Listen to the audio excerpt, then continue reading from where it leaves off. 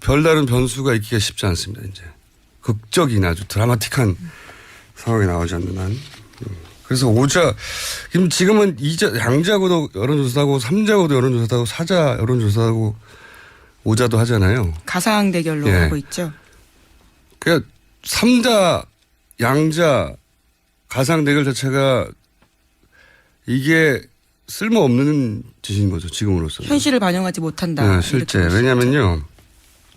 이게 질문이 많으면 많을수록 응답력도 떨어지고 정확도도 떨어지거든요. 근데 갑자기 가상이 가상 양자가 등장하면서 양자 여론조사 다들 하는데 여론조사 기관들마다 여론조사 정확도를 떨어뜨려 오히려 듣다 끊어버리거든요. 너무 길어지면 잘 안 듣고. 이제는 오자 그리고 가상이라고 하면 사자 정도 하는 게 여론조사가 오히려 정확도를 높일 수 있는 길인 것 같고 생각해보시면 사자도 안 되고 있는데 삼자도 하고 삼자도 안 되고 있는데 양자를 하고 하는 거는 가상에 가상을 하는 거예요. 사실은 의미 없는 여론조사인데 최근 한 3주간 그렇게 진행됐죠. 자, 뉴스 짚어봅시다. 네. TV토론 이야기는 이따 다시 전해드리고요. 서울중앙지검 형사 7부와 첨단범죄수사 1부가 어제 고용태 씨에 대해서 구속영장 청구했습니다. 그래서 오늘 영장실질심사가 열릴 것으로 보입니다. 어제도 기온이 이상하다고 했는데 고용태 씨를 체포하고 구속영장 치고 체포한 것은 거꾸로 도망갈까 봐 그런 게 아니라 자기 발로 검찰에 나올까 봐 체포해버린 거예요. 자기 발로 나오기 전에 빨리 체포. 그러니까 그 체포 당해야 마땅한 사람의 이미지를 남기고 싶었던 게 아닐까. 끌려가는 이미지. 네. 예. 왜냐하면 지금 고용태 씨가 이미 출국 금지가 돼 있어서 해외 도피할 수 없다고 하고 그동안 검찰 특검에 10번이 넘게 협조해 왔고 이렇게 변호사하고 통화됐는데 바로 다음날 체포하고 굉장히 이례적이라고. 그런 경우가 거의 없대요. 아무리 물어봐도. 자기가 알고 있는 건 없다고 대부분 변호사가 그러는데. 이렇게 그 다음에 이제 바로 구속영장을 치는 거잖아요. 이게 뭐 긴박한 사안이 아니지 않습니까? 더구나 지금 현 시점이 대선 후보가 등록되는 시점인데 그래서 하필 이 시점에 고용태 구속이 필요한 측이 있는가? 라는 관점에서 이 사안을 자꾸 보게 되는 거죠. 그런 의구심을 당연히 불러일으킬 시점에 검찰의 저는 액션이라고 보는데 그러면 그 관점에서 누가 정치적 이득을 볼 수 있나 생각해 보면 당연히 박근혜 최순실 사태로 이제 지금 보수 진영은 기울어진 운동장에 싸운다고 하잖아요. 예. 그 관점에서 그쪽에 반가운 뉴스죠. 네. 결과적으로 그렇다는 겁니다. 네, 결과적으로. 계속해서 고용태 씨에 대해서는 문제 제기하면서 고용태가 기획했다 이런 이야기를 그렇죠. 하고 있었으니까요. 최근에는 박근혜 대통령의 구속은 3년 전에 이미 기획된 음모라는 식의 이야기들이 이제 친박 사이트나 이런 데서 나오고 있거든요. 엄청 큰 기획입니다. 그러면 3년이나 기획해야 3년 기획. 예. 3년 기획했고 거기에 뭐 바른정당의 정치인들도 좀 등장하고 이름이. 박근혜 대통령은 사실은 음모가 있다는 식으로 그 정유자 TV에서 얘기하신 적이 계속해서 한 이야기죠. 예.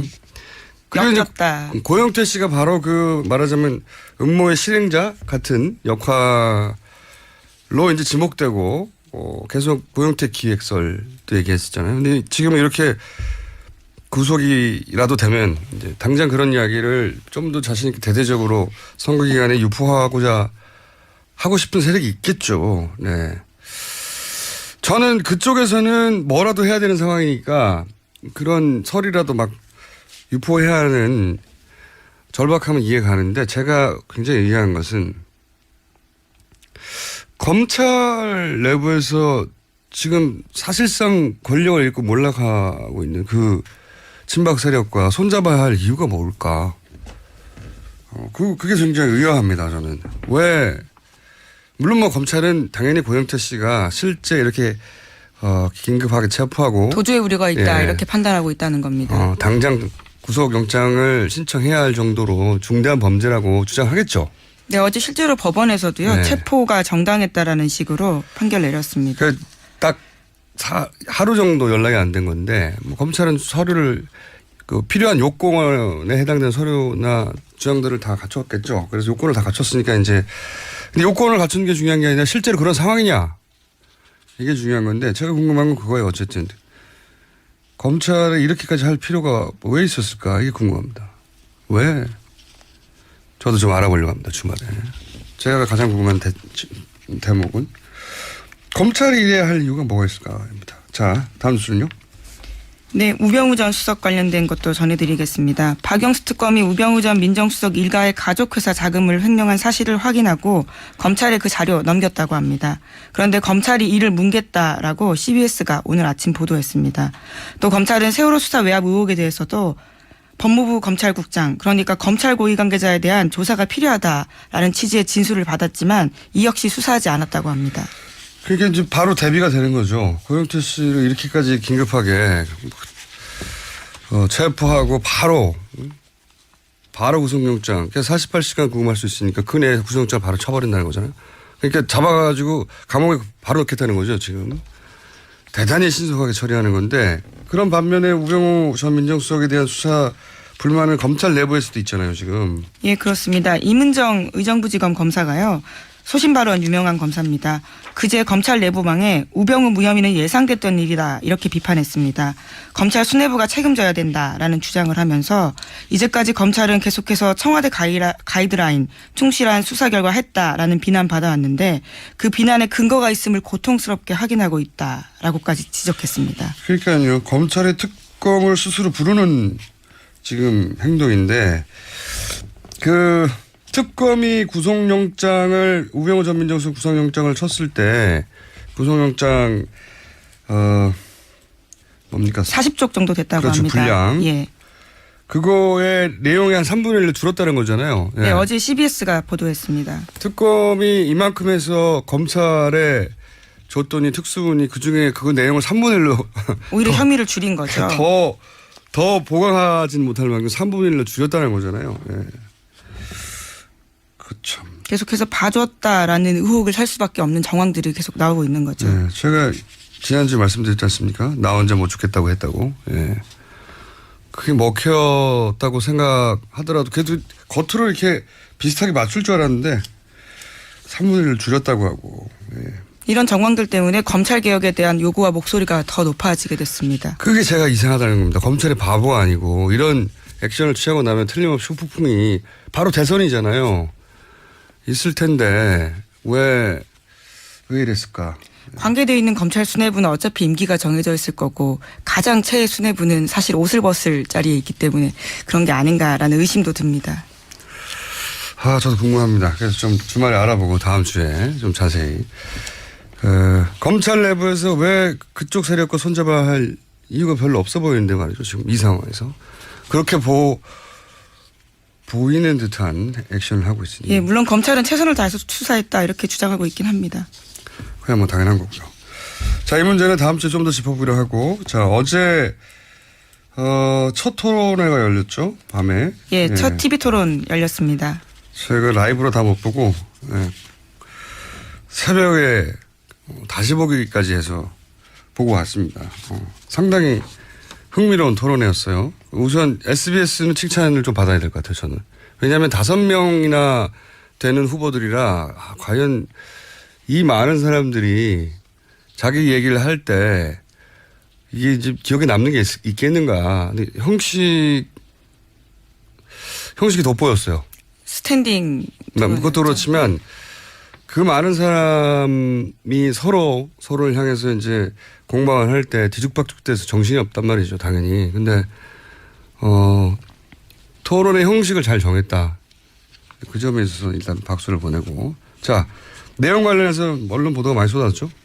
네, 사드 배치 관련해서 계속 이야기가 나왔었는데 홍준표 자유한국당 대선 후보가 집권하면 북한 먼저 가겠다라는 그 말 취소할 거냐라면서 문재인 더불어민주당 후보에게 각을 세웠습니다.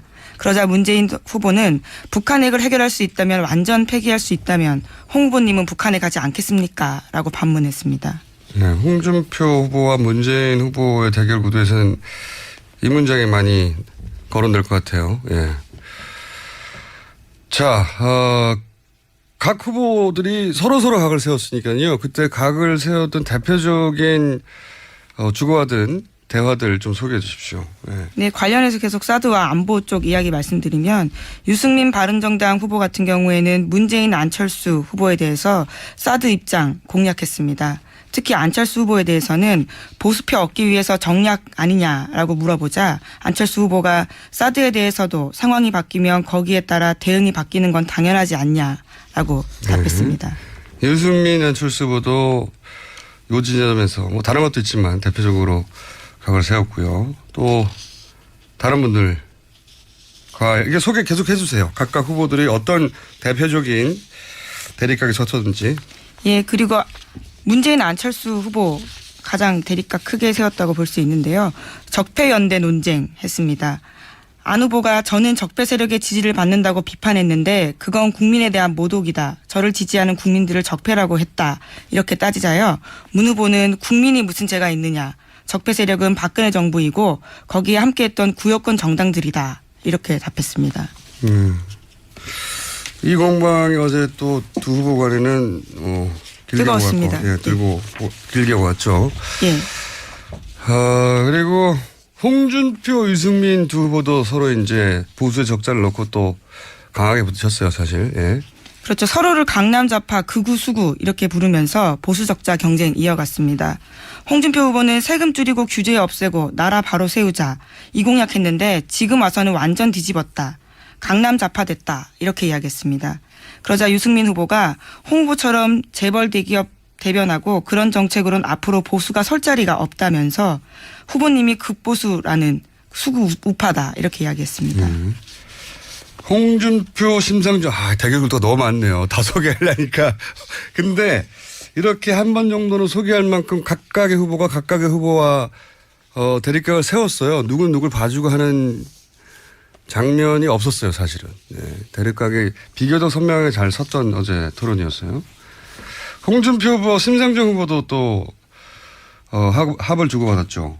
네, 여기서는 세탁기가 뜨겁게 달아올랐었는데요. 네. 홍준표 후보가 대한민국 세탁기에 넣고 1년만 확 돌리겠다 이렇게 말했습니다. 네. 이런 이야기 자주 했었는데요. 거기에 대해서 먼저 유승민 후보가 홍 후보도 세탁기 들어가야 한다고 생각한다 이렇게 받아친 겁니다. 네. 그러자 홍 후보가 다시 자신은 이미 세탁기에 들어갔다 나왔다면서 다시 들어갈 일 없다 이렇게 받아쳤거든요. 네. 그러니까 이번에는 심상정 후보가 나타나서 세탁기에 들어갔다 나왔다고 하는데 그건 고장난 세탁기 아니었냐 이렇게 다시 물었고요. 그러자 또 홍 후보는 세탁기는 삼성 세탁기였다 이렇게 응수했습니다. 세탁기로 시작해가지고 그럼 세탁기 정체가 모르겠어요. 뭔지 어디 들어갔다 나왔다는 건지 그렇게 따지면은 이상한 공방이었지만 그 자체로는 재밌는 공방이었습니다. 네.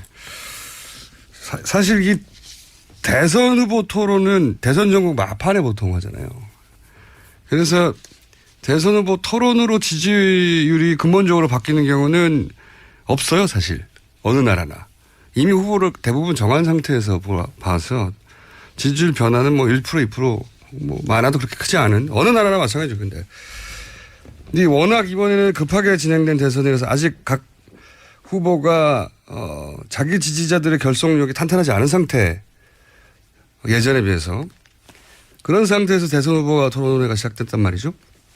그래서 어제 같은 토론회는 지지율을 확 끌어들이지는 못해도 자기 지지자 아직 완전히 결속하지 못한 자기 지지자 결속을 떨어뜨리는 토론은 될 수 있어요. 그러니까 확 못 올라가도 좀 떨어질 수는 있어요. 제가 보기엔. 마음을 아직 정하지 못한 사람들. 네. 예. 왜냐하면 대선 후보 토론이 대선 후보 다 정한 다음에 보통 시작되는데 이번에는 긴박하게 진행되다 보니까.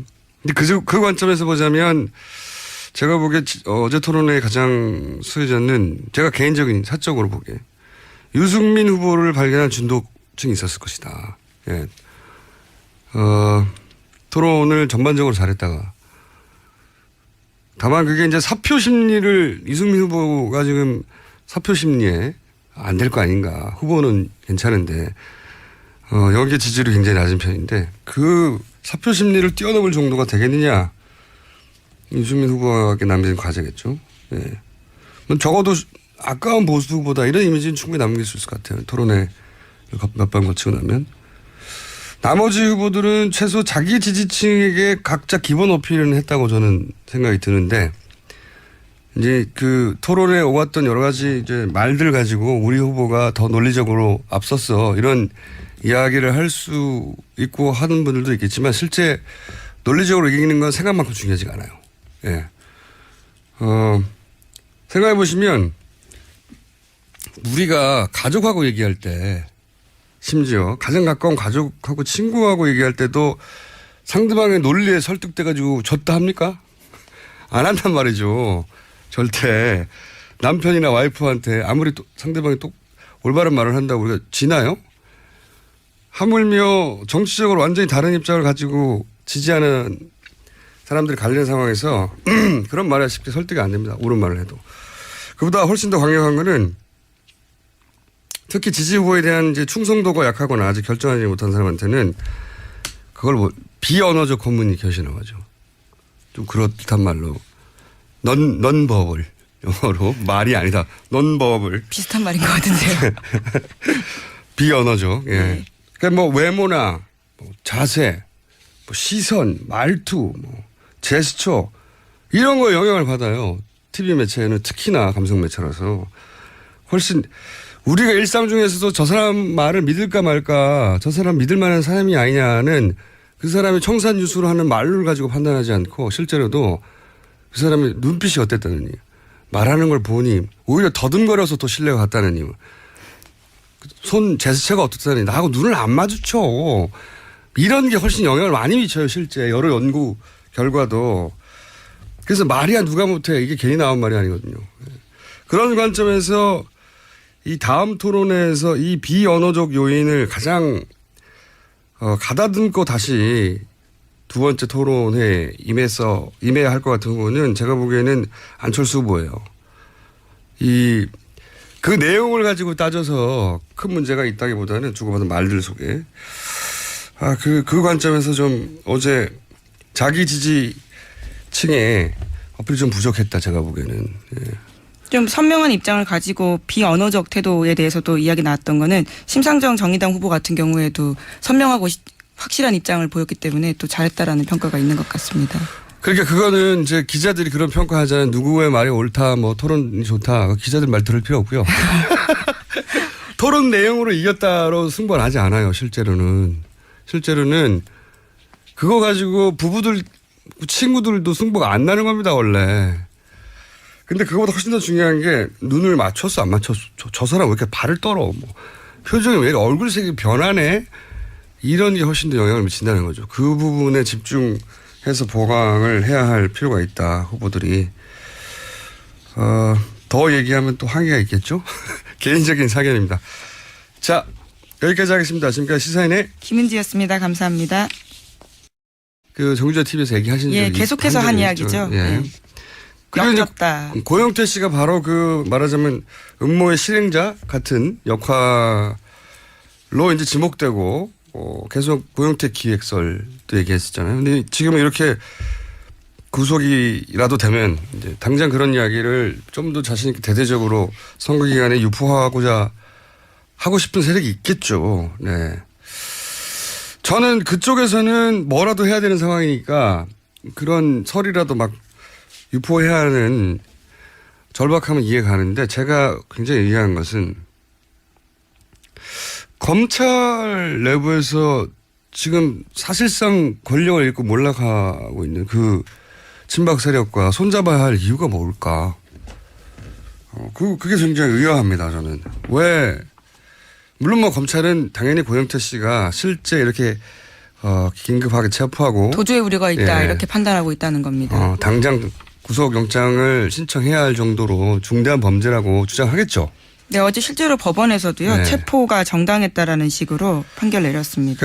딱 하루 정도 연락이 안 된 건데 뭐 검찰은 서류를 필요한 요건에 해당되는 서류나 주장들을 다 갖췄겠죠. 그래서 요건을 다 갖췄으니까 이제 근데 요건을 갖춘 게 중요한 게 아니라 실제로 그런 상황이냐 이게 중요한 건데 제가 궁금한 건 그거예요. 어쨌든 검찰이 이렇게까지 할 필요가 왜 있었을까 이게 궁금합니다. 왜? 저도 좀 알아보려고 합니다. 주말에. 제가 가장 궁금한 대목은 검찰이 이래야 할 이유가 뭐가 있을까입니다. 자, 다음 뉴스는요. 네, 우병우 전 수석 관련된 것도 전해드리겠습니다. 별다른 변수가 있기가 쉽지 않습니다. 이제 극적인 아주 드라마틱한 상황이 나오지 않는 한. 그래서 지금은 양자고도 여론조사하고 3자고도 여론조사하고 4자 여론조사하고 5자도 하잖아요. 가상 대결로 예. 하고 있죠.